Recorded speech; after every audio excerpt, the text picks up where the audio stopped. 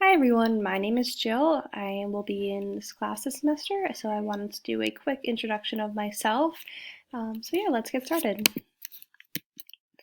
So a little bit about me. I am originally from Cornwall, New York, which is about 60 miles north of New York City. It's the Hudson Valley region.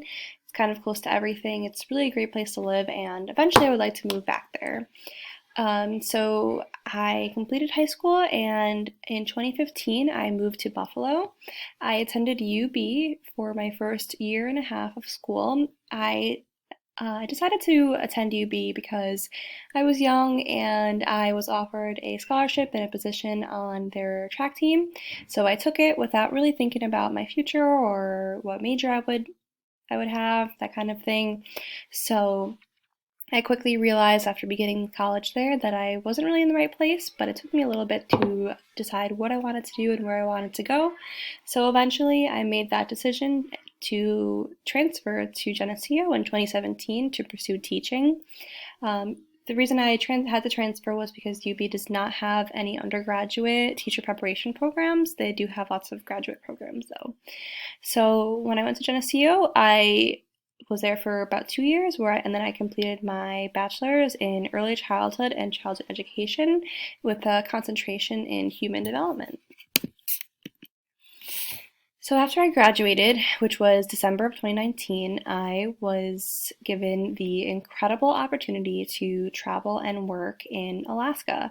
And this was the epitome of the bush of Alaska. We were in a very small village, two connecting villages of less than 200 people total. The whole school from pre-K to 12th grade had less than 50 students. So that was such an amazing opportunity, and I was so happy to be able to do that. I was not a teacher there. I was actually called an instructional tutor. So my role was to prep the students for the state testing that happens in April in Alaska. So, like I said, my village has had less than 200 people between, actually, it was my village and one neighboring village. There are no roads to any major areas or cities, but there are connecting roads from the two villages. So I had to fly in and out. So we had to go to Anchorage and then get on a very small prop plane and fly to the village. So that was a little bit scary. And it's about 200 miles south of Anchorage. So, like I said, it was such an amazing opportunity, and I'm so glad I did it. And so, I really always tell people that if they ever get a chance to travel and teach somewhere else and kind of learn about different cultures and the ways of teaching in other areas, it would be such a great experience. So after I got back from Alaska, which was in April 2020, I was looking for positions as a teacher here in Buffalo, and I actually was given an opportunity to become a UPK teacher for a district here in Buffalo, and I'm so grateful for that. So my classroom is an integrated co-teaching classroom. So we have 6 students who are from a special education preschool program that push into our classroom. So we have 6 students with IEPs ranging from autism to ENL, and then we have 9 general education students.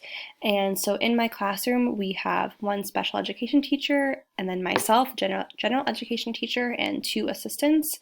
So there's 4 of us, plus a lot of the therapist, OT, PT, speech, that kind of thing. So it does get pretty busy, but it's been a really great opportunity to learn to work with all those different types of people. So my goals for the future, I'm currently applying and interviewing for upper elementary and middle school positions, which is really where my heart lies, and I'm hoping that that works out for maybe next year or the following year. And then eventually I would like to become a reading teacher once I finish my graduate degree.